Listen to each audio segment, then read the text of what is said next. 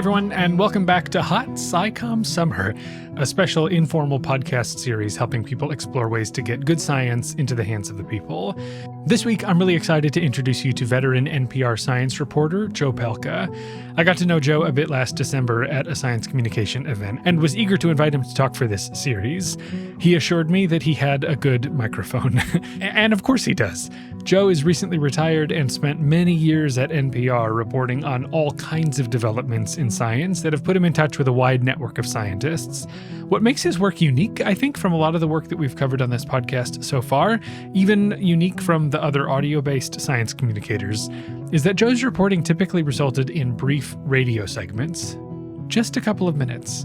So we talk about Joe's circuitous path to becoming a voice on the radio, how he approaches these brief stories, and what he sees as the future of science journalism.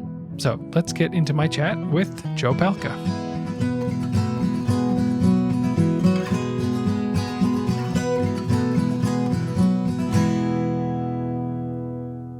I wonder if you could just briefly trace the Joe Palca story. It's one of my favorites. Where I have to imagine this is not where you thought you'd end up all those years ago when you started down this road. Yeah, no, well, I didn't think I'd end up in radio. I didn't know that I'd end up in broadcast for sure. I didn't know that I'd end up not in science. Okay, I'll go back a little ways further than I need to. I got interested in sleep research when I was an undergraduate at Pomona College, and a friend of mine was living in a dorm room at Stanford that Bill Dement was the dorm resident in. I don't know if you remember that name, but Dement is sort of the modern father of sleep research, and he and some others did the early work on showing that REM and dreams were associated. Anyway, I was visiting my friend at Stanford, and there was a sleep lab, and I needed a place to stay, so I was a subject in a sleep experiment. And I just thought it was fascinating that you could look at what I learned was an EEG and say, oh, that person's dreaming now. And that really got me interested. And so I majored in psych and did a thesis in undergraduate in sleep research. And then I wanted to get into medical school and didn't. And I guess that's a key factor. So when I didn't get into medical school, I decided to go to graduate school because that was a welcoming world as opposed to medical school, which was like, what are you bothering us for? And so I wound up going in sleep research at UC Santa Cruz. And I had a great time, but my advisor just wasn't a very hands-on kind of guy. He kind of, would drop in every once in a while and say, how's it going? And I'd say, fine. And that would be pretty much the end of it. So when I got to the end of my collecting my data and realized I had to decide what to do next, I wasn't sure. And I saw this program that was offered by AAAS, the American Association for Advancement of Science, on mass media science and engineering fellows. And I thought, well, that looks like fun. And so I wrote an application, and luckily I was selected. And I went to a television station here in Washington, D.C. for the summer, and that was it. I mean, I was smitten. People wanted to talk to you as opposed to when you were a graduate student and nobody wanted to talk to you. So I came back and said to my advisor, look, I'm going to finish my dissertation, but I'm off. And he said, okay. So that was a nice thing. And basically, I decided I wanted to go into television because I absolutely loathed writing. I hated writing. I detested writing. I couldn't stand writing. And I figured television was the least amount of writing. And so, clock goes forward. I finished the dissertation. I start applying for jobs. And I landed one actually back at the TV station that I worked at as an intern or a fellow when I was in the summer for the AAAS. But that was a job as the assignment editor, which is a terrible, terrible job in local television news. I mean, everybody hates you. The show producer hates you because you gave them a boring story, and the reporters hate you because you sent them on a boring story, and the cameramen hate you because you sent them with a reporter they don't like working with. Anyway, everybody hates you. The best day you can have is when everybody doesn't want to kill you at the end of the day. So I lasted in that for about a year, and then I quit and went to work for a friend of mine who was running an editorial copy shop kind of thing in England mostly for drug companies.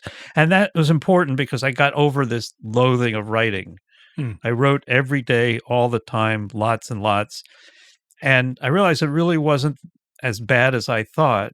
What's hard about writing is deciding what to say. Once you've done that, it's easier, much easier, I find.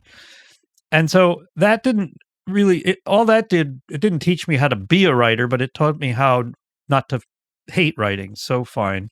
I guess in a sense it taught me to be a writer because I realized all you're doing is taking something like, okay, I have a starting point, which is I know something and I want you to know it. And I have an ending point where I would think, I want you to know about it.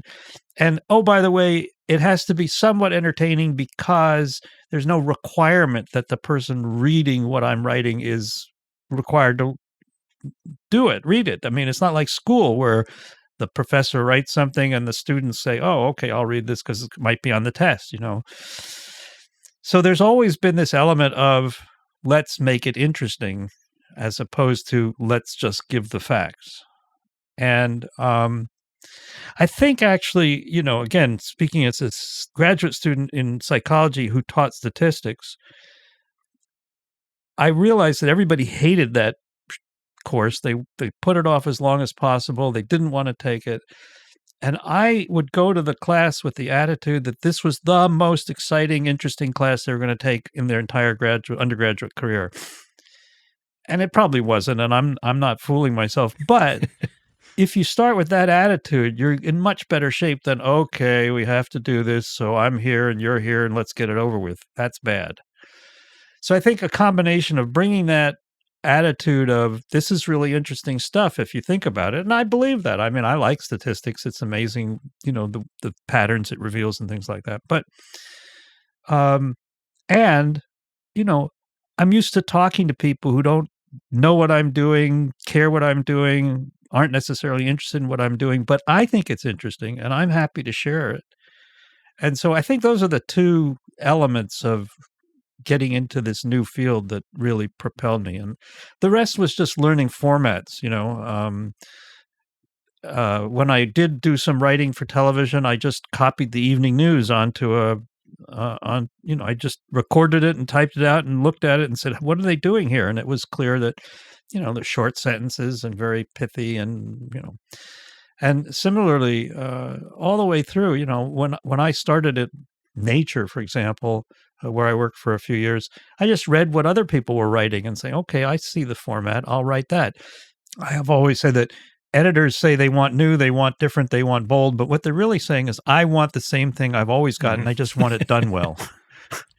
And so that was basically it. And then once you get the editor on your side and they begin to trust you, then you can branch out and do things crazy. And I find a lot of times it's really helpful to me is when an editor says, Joe, this is fine, but it doesn't sound like you. You're a funny guy and, punch it up a little bit. And I look at it and say, oh yeah, I could do that.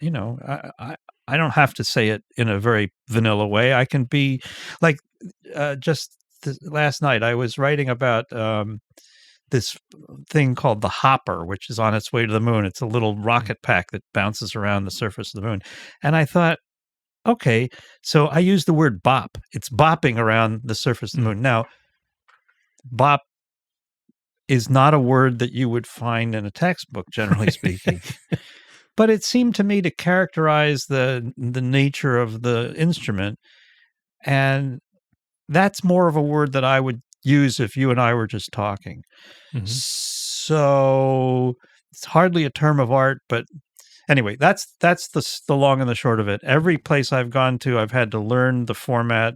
Obviously, NPR was the longest place I was for any job, and I've evolved some, but probably I'm trying to do the same things I did 30 years ago. It's just that I try to get better and clearer and more articulate.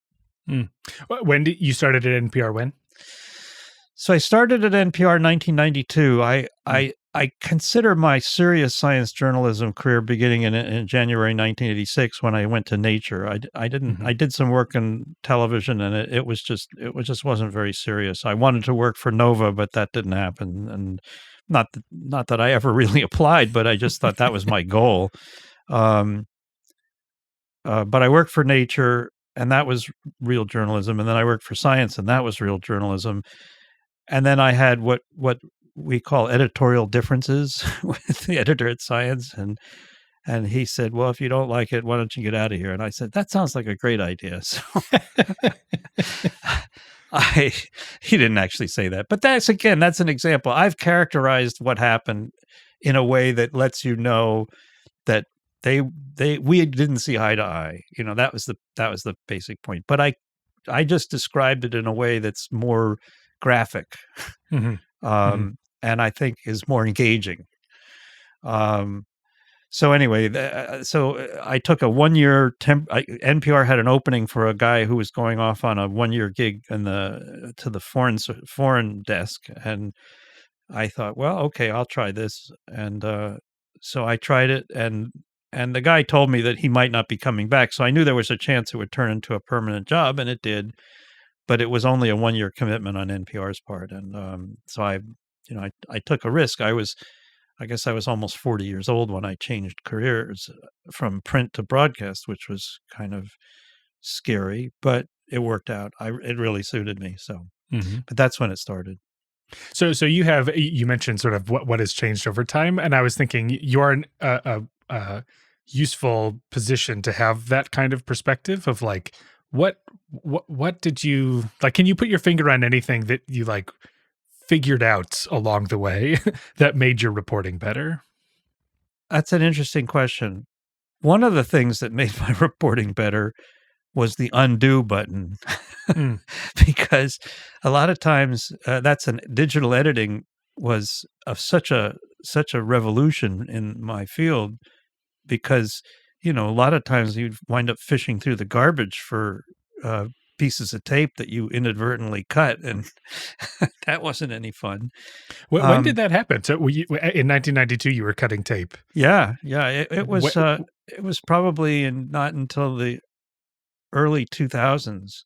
mm. The head of NPR used to laugh and said we were the last radio network west of the Balkans to get digital editing.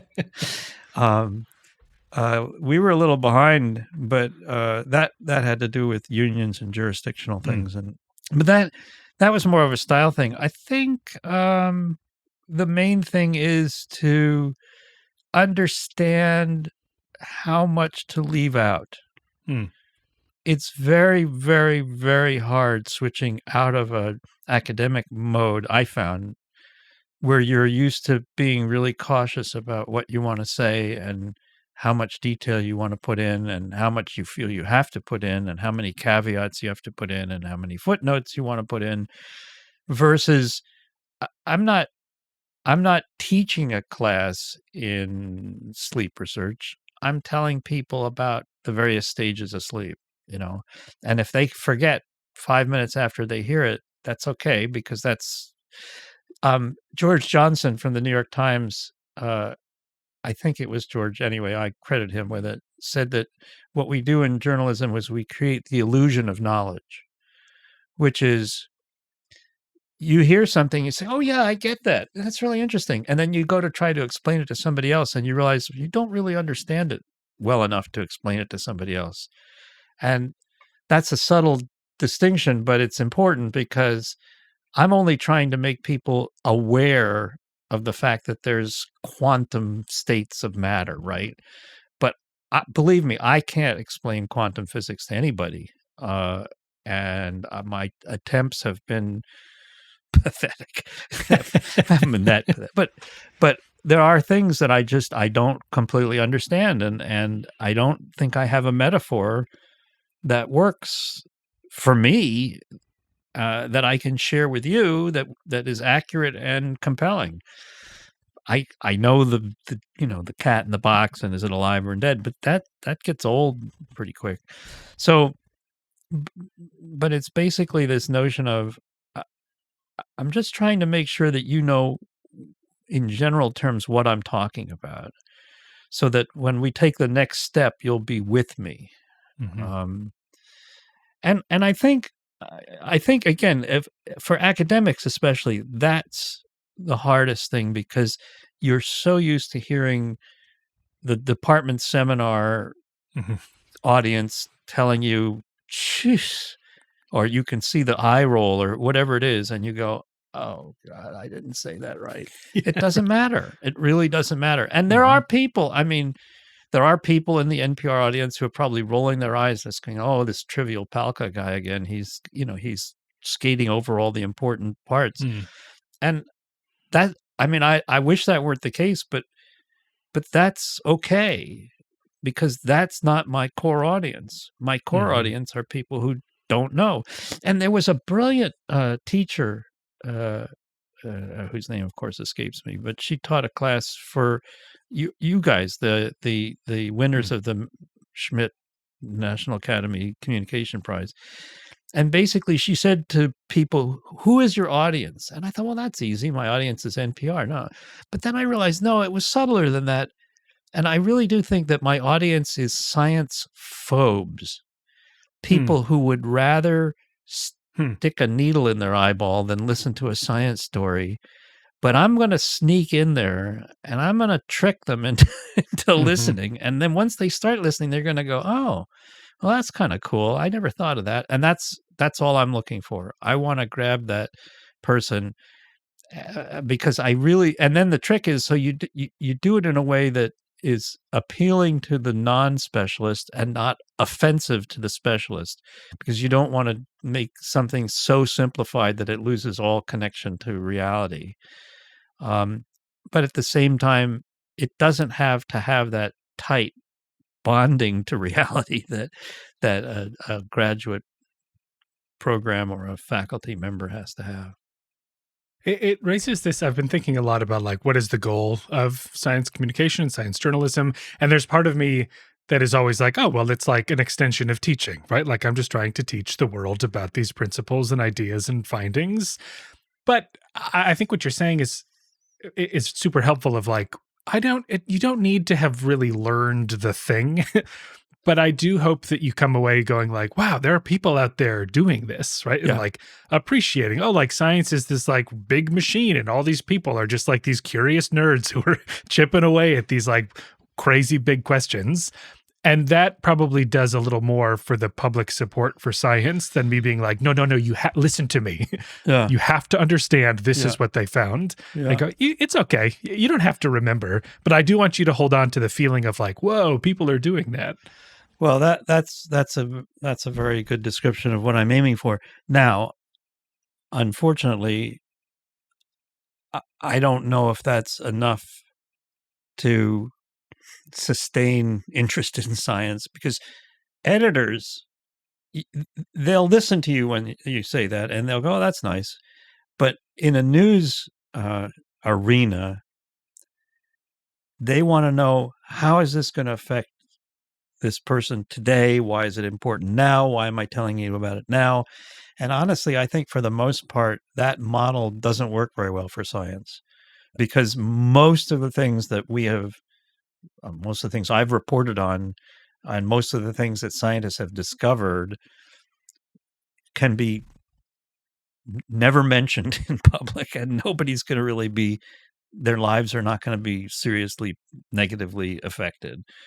Um, but this idea that there's a process, a machine of activity that's so wonderful, it's too nebulous to go into a newsroom and saying, "I'm doing this." So you wind up making these compromises where you say, "Okay, this could lead to," or "This is really important because it might." And really, it's not really important because it might.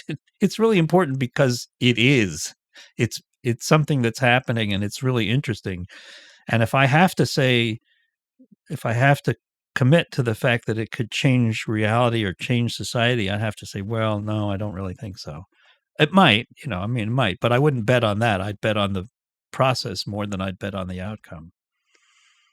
One of the things also that this has bringing me to is I think the work that you've done, like particularly at NPR, is unique from a lot of other folks that I've talked to for this, which is that like a lot of people I've talked to like write books or produce hour-long podcasts or all of these like deep dive kinds of approaches. Whereas, I mean, your stories are 2 to 5 minutes probably on average. And that is just like a different world. Like as I am like listening to stories that you've produced, I'm just like, oh my God, like I'm just stressed out by that time crunch. And so I'm curious, like how in some ways that makes it a little easier to be like, hey, come on, let me show you something quick. And then you can go on with your day. Yeah. And so that like kind of fosters that approach to things. But I'm just curious, like to your point about like, what do you leave out? I guess the other thing I'm reacting to is like, as a scientist, you go like, well, I can't say anything in 2 minutes. Right. But you managed to. And so I'm curious, and we can sort of anchor on this story that you sent on the electric dipole moment. So we can use this to kind of unpack a few things. But like that story was 4 minutes. And how do you go into that and say like, we're going to do something in 4 minutes? I love it. I think of it as I'm not very good at these games, but you know when they give you like 15 puzzle pieces and you have to assemble them in a way that makes sense and creates a bird or is a rocket ship or something like that. That's how I feel it. It's sort of like a construction job of you've got a half dozen or dozen elements and you can combine them in certain ways and you'll come out with something that creates a picture. And I find it endlessly pleasant to be challenged that way. And yes, I have a talk I give called Explaining the Universe in 2 minutes or Less. And what I try to point out is that for the non-specialist, you can explain a lot about stuff in 2 minutes. You can. Because, and I guess it plays into the science illiteracy in a way, but there's a lot of things that people aren't aware of, I think. And if I just tell them, did you know that galaxies are moving away from us at incredible speeds, and the further away they are, the faster they're moving. What does that mean? What what does that tell us? What's going on with that? Well, a lot. But I've just told you a factoid that's kind of interesting.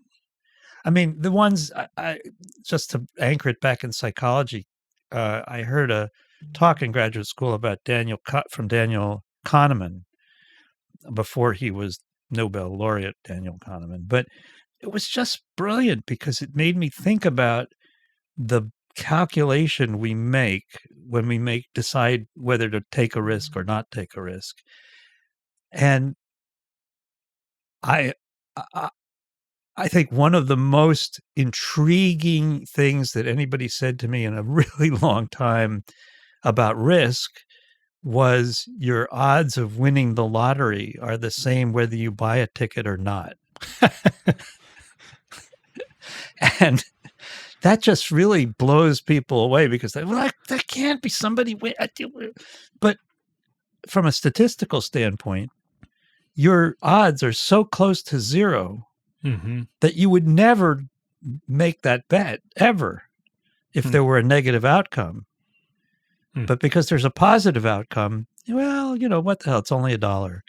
Well, why don't you just give me the $1? You don't have to bother going to the store. You don't have to scratch anything. Just give me the $1. Yeah. I'll take care of everything. Anyway, it's stuff like that. We had that conversation in less than a minute. That concept. Now you're going to have to think about it for a while longer than a minute, but it didn't take me a minute to relate that to you. And yet it's fundamentally powerful and thought-provoking. Anyway, my example. Yeah. So I'm thinking in terms of like pragmatically, when you have an assignment, right? Like where do you start? And so again, I'll link to this electric dipole moment story. And so the other thing that really impressed me about it is I counted 5 people whose voices appear in addition to your own Yeah. in a 4-minute story. And I have worried about like whiplash in terms of like, oh, you can't have too many people coming and going. But I followed it fine. I get it. These are different people with different parts of the process.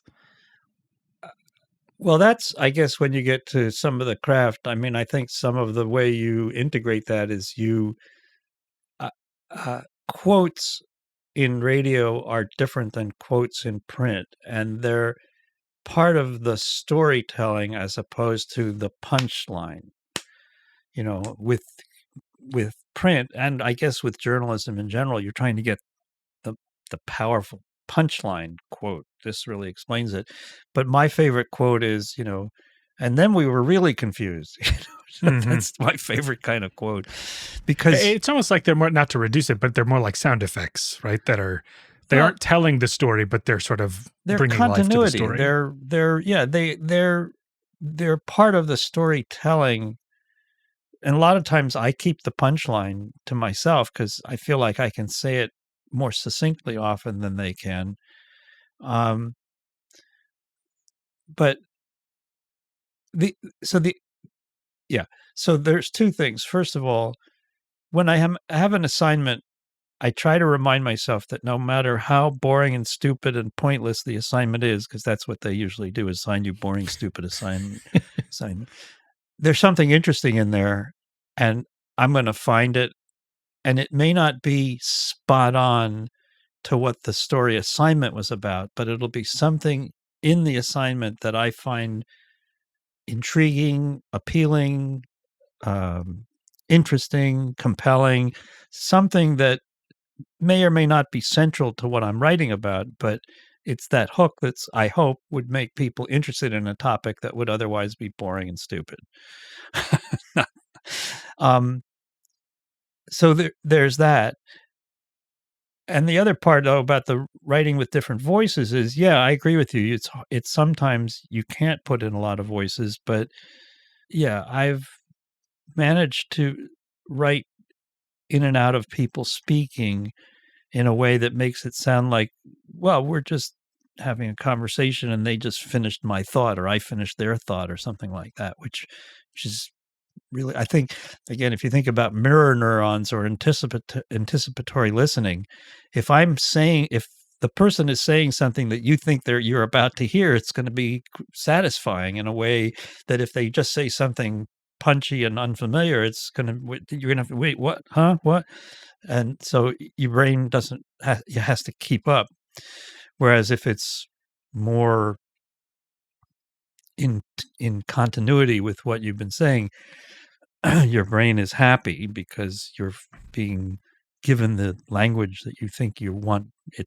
I don't know. That's probably a little far-fetched, but so you're often being given these assignments, though. So like, it's not like you're sort of keeping. It's probably both, but like in terms of this case, someone's saying, "Hey, there's this thing. We want you to cover it." Right.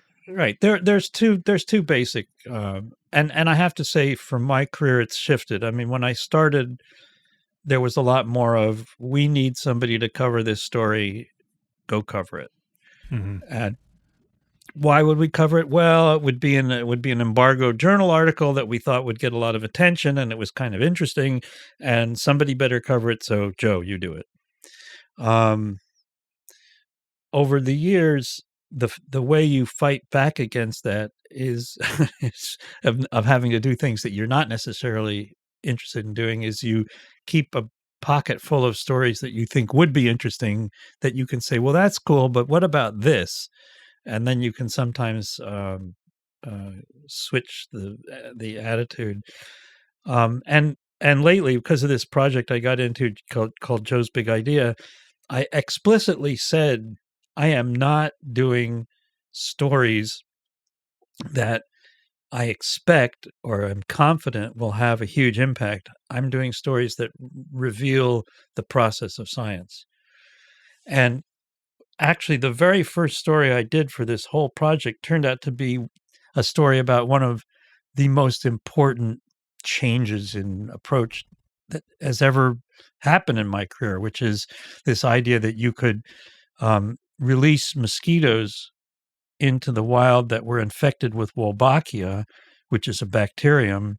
And if you released enough, and you didn't have to release all of them, but there were certain population dynamics that if you reached a certain number, that the infection would spread throughout the population. And the importance of that is that a Wolbachia infected mosquito can't transmit dengue fever and can't transmit Zika. And I did a story in whatever it was, 2006 or 5 or 7 or something, about this guy who had done a trial of this in Queensland, Australia, and he had these big ambitions to change the world, and it's going to make a huge difference, and blah blah blah. And it might just do that. I mean, they have huge programs going on in Brazil where they're growing in mosquitoes that are infected with Wolbachia by the billions, and they're reducing the rate of dengue transmission. Wow, Now, I just thought it was a good idea. And I wanted to report on it before it didn't work because I wanted to say, this is cool. I hope it works. But maybe it did work. So we'll see. So when you have either that or anything else, like you have an assignment, and I'm curious, like in terms of I don't know what the turnaround is, but there's a world where you go like, all right, I've got like only a little bit of time to pull this off. I got to kind of concoct what I think the narrative is and then just kind of like make that happen, as opposed to like, I'm going to spend a month talking to everybody and walking around and then sit down and go like, all right, what's the 4 minutes of interesting stuff here? Yeah. Well, I don't have the patience to, I guess I'm finding out I have to develop the patience to work on something for a month, but yeah, usually they were 2 or 3 day turnaround. And again, I find that I tell people deadlines hide my imperfections, I mean, there are a lot of my colleagues who think, oh, if I had more time, I kind of done a better piece. And I feel like if I had more time, it might have been a little bit better, but that's probably the best I can do. So sorry. But mostly it's a question. I think my biggest fear is, and I had this happen to me early in my career, is talking to people who are experts and not realizing that they have a point of view that's not generally shared. And if you don't find the person who will point that out to you, you can go down a path that makes you completely biased, let's say. Not wrong, but you're giving the world according to one point of view. And I mean, it's like, and you can walk into this all the time in psychology, the Stanford prison experiment. You can just report that one way and it'll sound like, oh, that makes sense. And then you can leave out the important caveats that have arisen in the years since. So my fear, knowing how easy it is to just to have someone who's articulate and thoughtful and creative and compelling to give you the story. And you think, oh, well, that's great. And then not realize that there's a whole mountain of information and counter programming that suggests that there's more to the story than that simple-minded version. So that's my concern always. And it's always there. I mean, I never know. I don't know quantum physics, and I don't know, double bond carbon formation and things like that. So, there's always a bit of a risk. The one thing I love doing to avoid that is if you read a paper in the intro, it frequently says, people foolishly once thought that, blah, blah, blah, which they don't say it quite like that, but it used to be the case that, and then you call Mr. Used to be the case that, and you say, what about this? He goes, no, I still believe that. That's not, they haven't proven me wrong yet. So you can usually sort of suss out who the sides are. If you think it's but I've also come to the conclusion that you can find a scientist who will disagree with anything. Yeah. So it's not like you have to find a counter opinion. You can always find a counter opinion. It's just you have to find a counter opinion that undercuts the validity of the story. And then why are you doing the story if you're found that its validity has been undercut by somebody? So it's, the onion gets complicated. Nuts and bolts. I also, coming back to your journey with writing, I think probably people may intuitively go like, well, radio, that's not a written medium. But like, when you really piece it out, like that is mostly the job, right? Is writing. Yeah. And so I'm curious, for a 2 to 5 minute story, how many drafts are you going through? How many, like, how are you thinking about structure in terms of writing things out? I don't know that there's a strict format. I do know that every time I've written something, I think, oh, finally, this first draft is perfect. And then I go back and read it and go, no, it's not perfect. This doesn't make any sense. I didn't write this properly.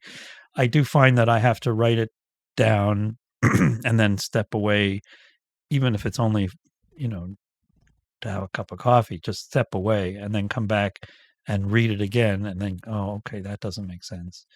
I'm always asking myself, okay, I know not if I read this and I didn't know anything about it before I read it, would it make sense to me? And a lot of times oh yeah, no, I got to explain that, or no, that's not clear.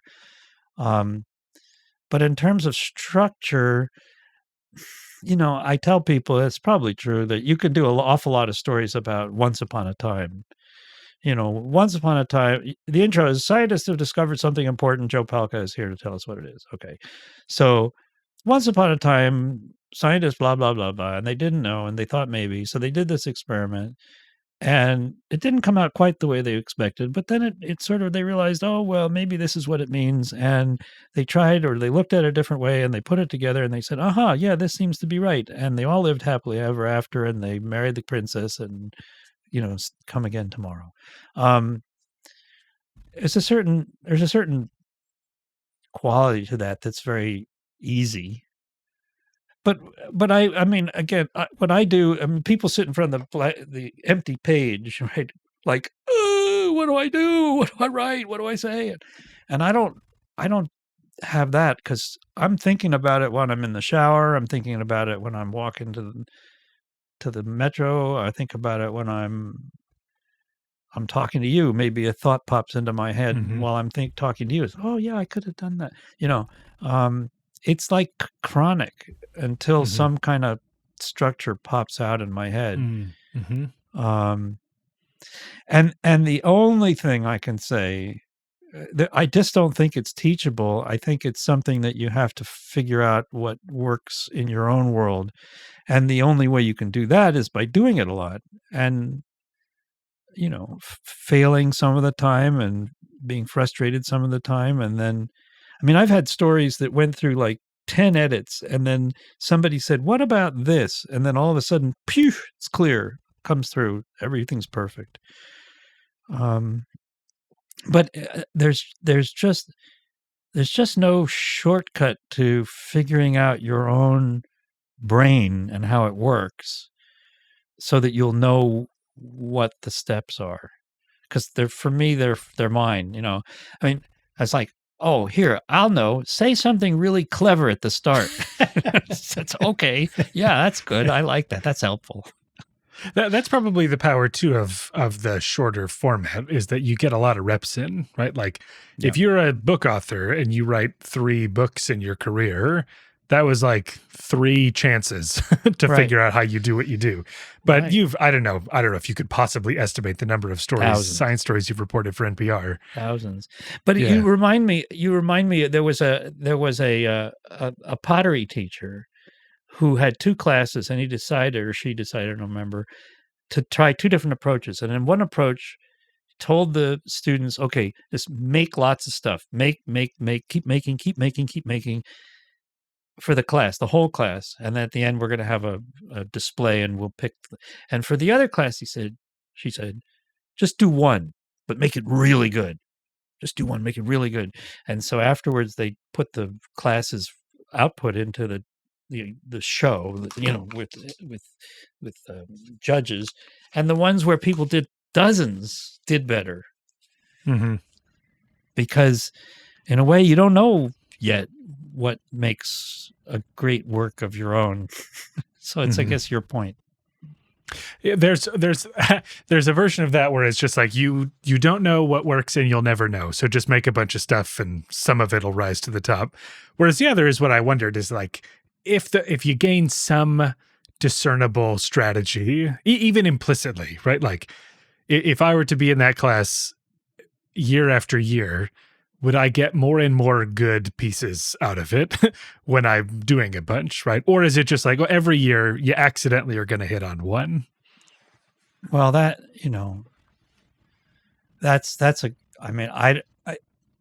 think that each year my output gets better and better, but who am I to judge? And you may not know why, right? And I Like may it's not not know your why. job to know why. I think one of the things I'm proudest of was an email I got from a producer at Morning Edition, who said, "I was struck this morning by how well you write in and out of tape." And it's something we've sort of been hinting at all along. It's like, instead of looking at tape as being the punchline, looking at tape as part of this continuity of storytelling. And I was very pleased with that, because there are ways of introducing tape where it's sort of like, let's hear from so and so, or again somebody, and I always feel like, God, that's lazy. And there is a trick which I'll share with you, which is, if you listen to a person speaking to you and they say, we came down to the river's edge and we weren't sure where we were going to go next, but then we had this idea that maybe it would work if we crossed the river down there and we could make a bridge or something. Okay. So if you take that piece of tape and you lop off the start of it and you say, so-and-so came down to the river, and then play the rest of it, it sounds like they're completing the thought, which they're doing because that was their thought. You just introduced it on their behalf. So you just stole the top of their cut, or you can do it at the back end too. But that makes it always sound like it flows into or out of whatever the person said to you, because it did. Mm-hmm. You don't have to make it up. It's nice too, because it seems like the introduction of who that person is more active, right? Like the intro is like, I'm going to start to tell a story about this person, and then their voice cuts in to finish it, as opposed to like, and now I turn the mic over to this person, which that is not like, that phrasing isn't engaging. Yeah. And the other thing I would say, in terms of what we're talking about now, and I've rattled on a lot, but one of the things that makes you a good interlocutor, interviewer, what have you, is that you're not asking, you don't have a clipboard in front of you with the next 10 questions, and you read one and then you check it off and wait till I stop talking and then read the next one. We're talking, we're interacting, we're conversing. And I think that makes much better radio, or much better audio, than you asking me a series of questions. I actually loathe that, because if that's what you wanted to do, you could just send them to me and I'd record it into a microphone and you could staple them together. No, we're having a conversation, and something I say makes you think of something that you ask me about that I respond to, and we're talking. I think that's what makes, as Susan Stamberg said, that a good radio is like overhearing an interesting conversation at the next table. And it's a sort of a guilty pleasure, but we're listening to two people that, it'd be great if I was there. I'd love to talk to these people. Well, maybe you wouldn't, maybe you wouldn't. I don't know. But the point is, there's that quality of, that sounds interesting. And I would have asked that question, but why the hell didn't he ask the next question? And then you're engaged somehow. Well, with an eye on the time, one thing I wanted to just get your take on is you've been engaged in kind of this community of science journalism and science communication, in particular, like of late, in terms of kind of fostering a new generation of people doing this.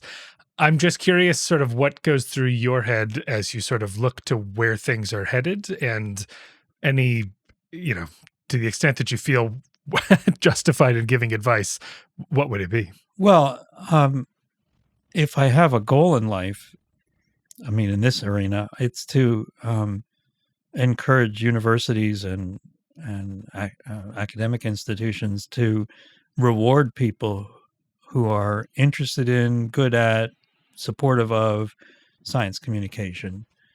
The world has changed. When I started as a journalist, you had to have a printing press or a broadcast tower to reach people, and now you don't.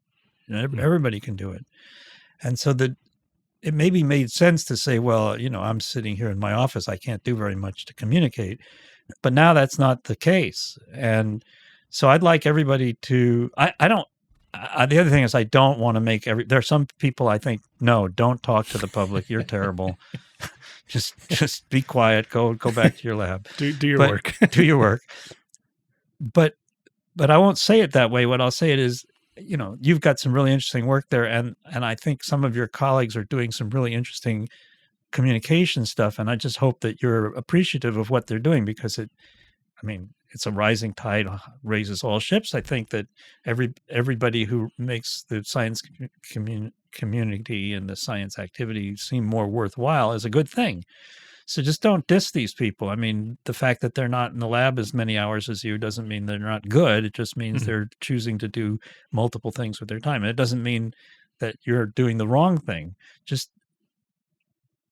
Anyway, I don't want to say people have to be communicators. I just want to say that people should reward communication and appreciate communication. And I hope, my idea is that you can't just rely on the media. We're just not as relevant as we once were. We're not the gatekeepers that we once were. The gates are swung open, and you might as well have people walking through who get it right, rather than listening to, knuckleheads like RFK Jr. try and explain why measles isn't such a big problem. I mean, it's ridiculous. Why? I mean, in a way, it makes me think, well, why would I even interview this person? I wouldn't. In a million years, I wouldn't.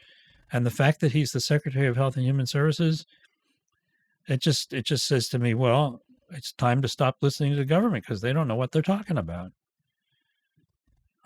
Sorry, wish it were otherwise, but I think the media is too afraid. Oh, well, there's two sides, and maybe RFK Jr. knows something that we don't know. No, he doesn't know anything that you don't know. He knows things from an ideological standpoint that he'd like to be true that aren't. Anyway, sorry. I'm don't work for NPR anymore, so I can. Yeah, I think it's a wild time. I was just at the WOSU studio, and it's a brand new facility, and I'm so happy that it seems like things are going well, but I do worry about what's the next chapter of just communication in general, but I mean in particular getting science out there. I don't know. I lucked out. I landed in a world that I got good at, that it suited me. If I were starting out today, I don't even know that I would be able to break into this world, because my gestalt comes from a different era. And I consume audio and radio, and I like to consume it and I like to do it. But I don't consume TikTok, and I don't consume reels, and I don't. So if that were the way that I had to get my work out, I think I'd be in trouble. Now, maybe if I were, 60 years younger, that wouldn't be such a problem, because that would be my gestalt and I would wear it comfortably. But right now it's not. Well, we were lucky to have you in the era that we did. And thanks for talking about the way that you did stuff. I love talking about it. It seems important to me. I hope it turns out that that's the case.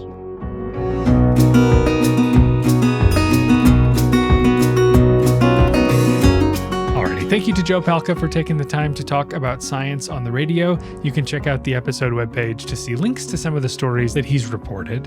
This series on science communication is a special presentation of my podcast, Opinion Science, a show about the science of our opinions, where they come from, and how we talk about them. You can subscribe any old place where they have podcasts, and be sure to check out opinionsciencepodcast.com for links to things that come up in this episode and ways to support the show.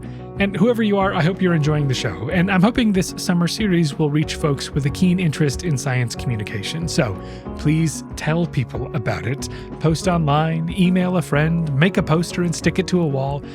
These are wild times, and I think it's more important than ever to help the world understand good science and champion its value. So let's all make an effort to get better at doing that. Okie doke. Thank you so much for listening, and I'll see you next week for more SciComm Summer. How can we reach people who do not care and are not giving their time willingly to science communication? You got to make it more personal. You have to try something different. And that is really, really hard to do. And I'm not saying you can't do it in a mass-produced way. It's just that most of the mass-produced ways I've seen are mostly talking to the same crowds over and over and over again. And so when I have tried to do that, I've felt that like getting deeply involved in community here in Philadelphia is one effective way to do it.